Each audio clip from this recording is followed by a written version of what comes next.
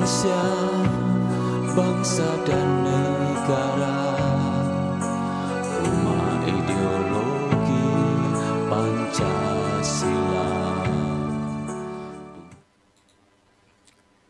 Bismillahirrahmanirrahim. Pemirsa tercinta yang dirahmati Allah Tuhan Yang Maha Esa, bersua kembali di kanal Hikmatologi.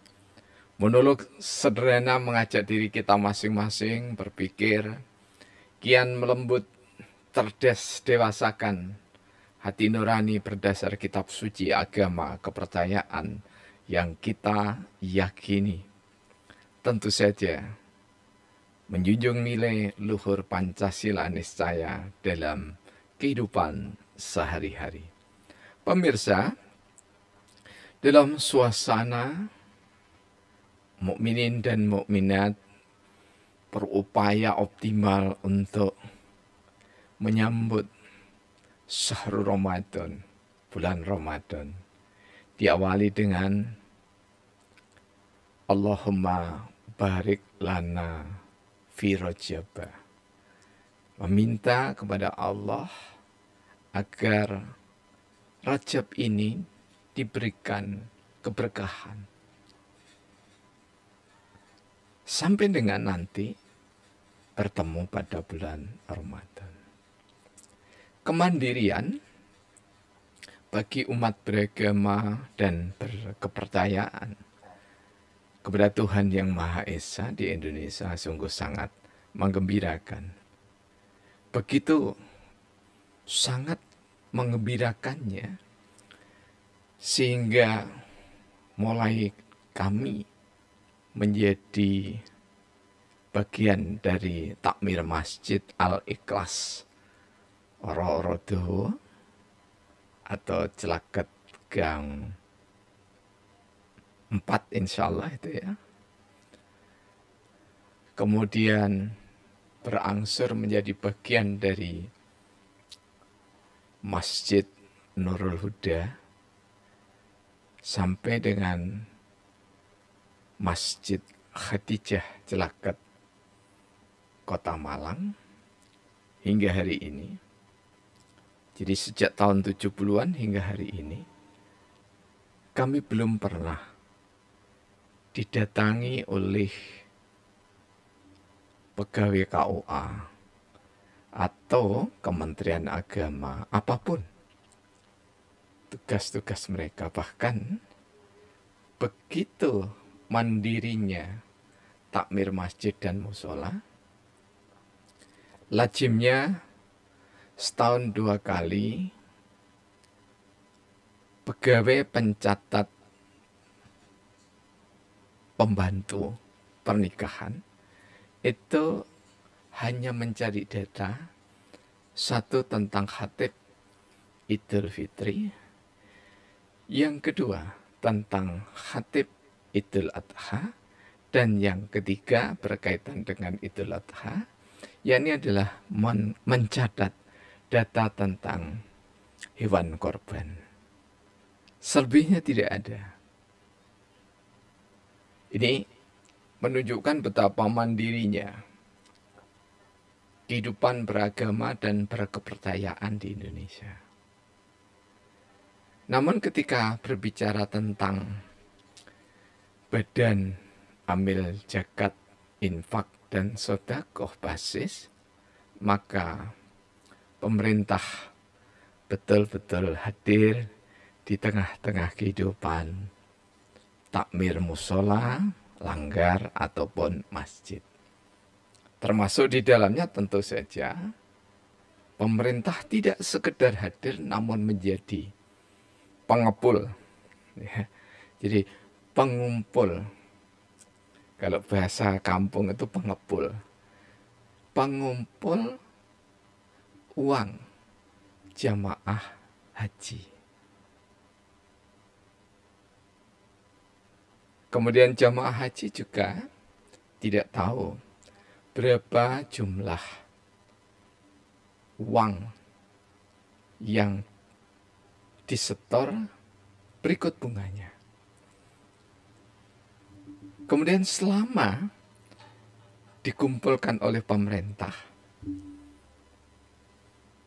jemaah haji pun tidak akan menerima laporan pertanggungjawaban dari pemerintah, termasuk di dalamnya atau yang paling bertanggung jawab adalah Kementerian Agama.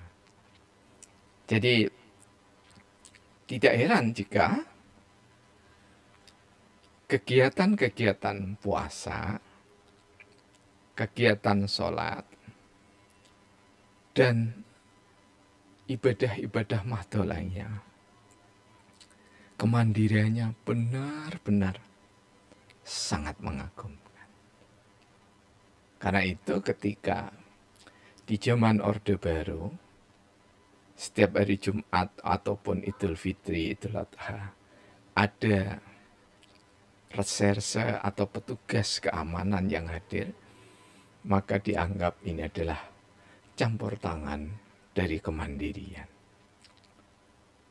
Menurut kami, ya namanya juga menurut kami, artinya menurut panjenengan tentu saja berbeda gitu ya. Hadirnya pemerintah di tengah-tengah peribadatan umat Islam, bahkan umat apapun, Nasrani, Katolik, Hindu, Buddha, Konghucu, Pantekosta, dan yang lainnya. Menurut pemahaman kami tidak mengapa, hal yang wajar saja. Kalau toh harus merekam pembicaraan, dan pembicaraan itu mengkritik pemerintah, pasti kita harus meyakinkan bahwa kritik itu adalah untuk membangun, bukan kritik untuk menjatuhkan. Apalagi jika keberadaannya itu di masjid, musola, langgar, gereja, vihara, kelenteng, dan yang lainnya, termasuk pura. Karena kehidupan kebangsaan kita dari sebelum Indonesia ada, itu sudah syarat dengan nilai-nilai religius, nilai-nilai keagamaan, nilai-nilai kepercayaan kepada Tuhan Yang Maha Esa. Dan ketika berjuang, tidak ada satupun di antara penganut kepercayaan dan agama itu yang saling menista. Nah, kebijakan pemerintah, kalau kita berbicara kebijakan pemerintah berarti pemerintah dalam hal ini eksekutif menjalankan rangkaian peraturan perundang-undangan untuk dipedomani, maka mempedomani, kemudian menyesuaikan dengan lingkungan di mana peraturan perundangan itu biasanya bersifat general, maka pada saat dituangkan dalam bentuk public policy, kebijakan pemerintah, atau public politik, kebijakan politik, maka niscaya antara satu desa dengan yang lainnya, satu kota dengan yang lainnya, satu kabupaten dengan yang lainnya, dan seterusnya sampai provinsi, antar provinsi, masing-masing berbeda titik tekannya adalah niscaya. Karena masing-masing memiliki keunikan, kekhasan yang berbeda. Nah sebenarnya apakah sih yang dinamakan dengan kebijakan politik atau kebijakan publik itu? Secara sederhana kalau kita mencoba untuk mengumpul-ngumpulkan, salah satu yang terkenal itu adalah pendapat dari William Dunn yang ditulis di dalam bukunya Public Policy Analysis and Introduction, jadi pengantar analisis kebijakan publik, ya. Terbit di era 1990-an, 94, ya, kemudian sampai diterjemahkan di Indonesia 1998, dan mengatakan, William Dunn itu mengatakan bahwa kebijakan pemerintah itu adalah apapun yang dilakukan dan yang tidak dilakukan oleh pemerintah. Contohnya adalah ketika pemerintah tidak melakukan apa-apa, tidak melakukan pembinaan dalam kehidupan beragama dan berkepercayaan secara langsung, ikut serta secara langsung, maka itu adalah kebijakan. Ini di dalam ilmu kebijakan. Tentu saja kalau kita berangkat pada hikmat kebijaksanaan dalam permusyawaratan perwakilan, maka niscaya harus ada koreksi. dari pendapatnya William Dunn ini. Jadi bukan membiarkan itu kebijakan, tetapi yang dikatakan William Dunn memang itu kenyataannya. Contoh sederhananya, ya, jika kita berbicara puasa Rajab, maka tidak ada di sini binaan dari pemerintah secara langsung. Pemerintah sebelum Rajab ya hadir lewat Kementerian Agama dari masjid satu ke masjid yang lain, dari majelis taklim satu ke majelis taklim yang lain. Tidak ada. Mestinya itu kalau kita negara berdasar kepada ketuhanan yang Maha Esa, maka alangkah bijaknya jika pemerintah juga bekerja sama, bermitra dengan masyarakat. Dibiarkan memang takmir itu mandiri, namun ikut serta mewarnai. Pihak pemerintah dalam hal ini Kementerian Agama bisa mengambil aspirasi dari tengah-tengah masyarakat sehingga tidak terkesan bahwa Kementerian Agama sampai dengan ke bawah itu berperilaku politik sesuai dengan kehendak dirinya semata. Tidak ada proses di mana input itu diambil, data itu diambil dari tengah masyarakat. Padahal seluruh masjid insya Allah di Indonesia ini sudah ada kartunya. Kartu dengan nomor seri yang diterbitkan oleh pemerintah dalam hal ini Kementerian Agama, ini mestinya dapat dipakai sebagai piranti untuk memperoleh data. Salah satunya adalah bagaimana tentang kebijakan zakat fitrah infak sedekah, termasuk di dalamnya bagaimana dengan pengelolaan uang haji. Karena uang haji itu bukan diserahkan ke pemerintah itu untuk dikelola, tetapi diserahkan ke pemerintah itu untuk disimpan, dikelola pada saat waktunya nanti ibadah haji. Sehingga semuanya itu berjalan sesuai dengan prosedur tetap, sistem prosedur tetap yang sudah dirancang bangun. Tidak saja sebulan 2 bulan, tapi setidaknya 1-2 tahun, 3 tahun, 4 tahun, 5 tahun. Dan masing-masing Kementerian Agama tidak harus merasa yang terhebat di antara sekarang, masa lalu lagi. Tidak demikian.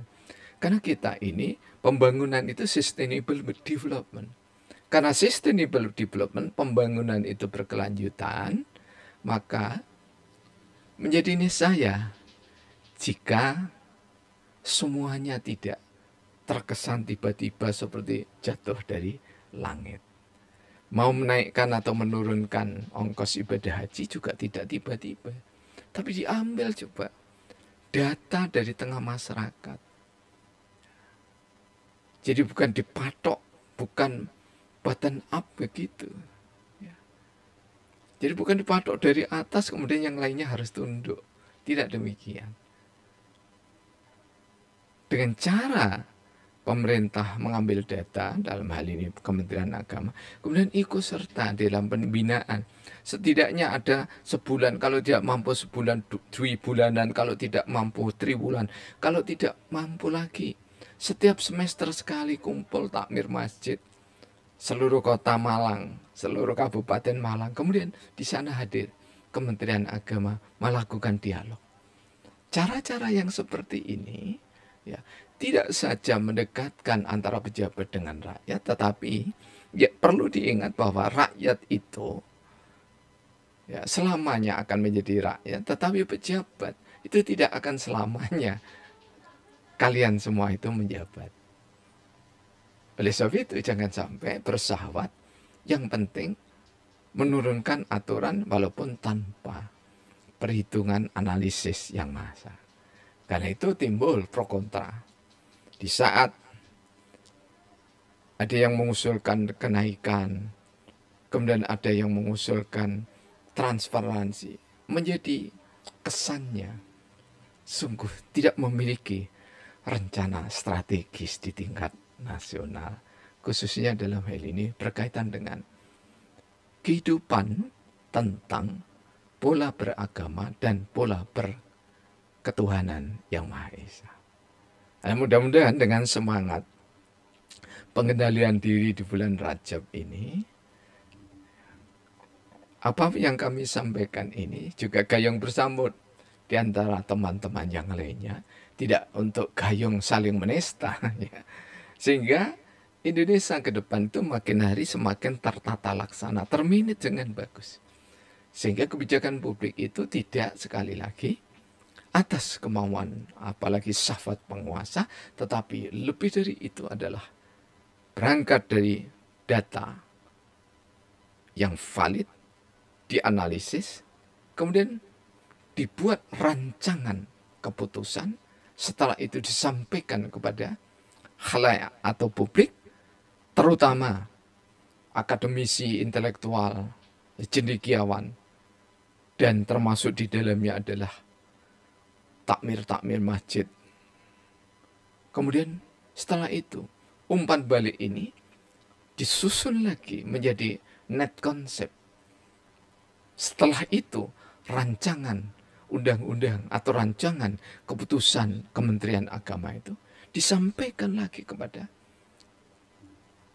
umat Islam, khususnya tokoh-tokoh yang ada yang mengelola masjid-masjid itu, masjid kecil maupun besar, karena tidak selalu di masjid kecil di kampung itu mesti dikelola oleh orang-orang yang tidak tahu tentang kebijakan publik ataupun kehidupan politik.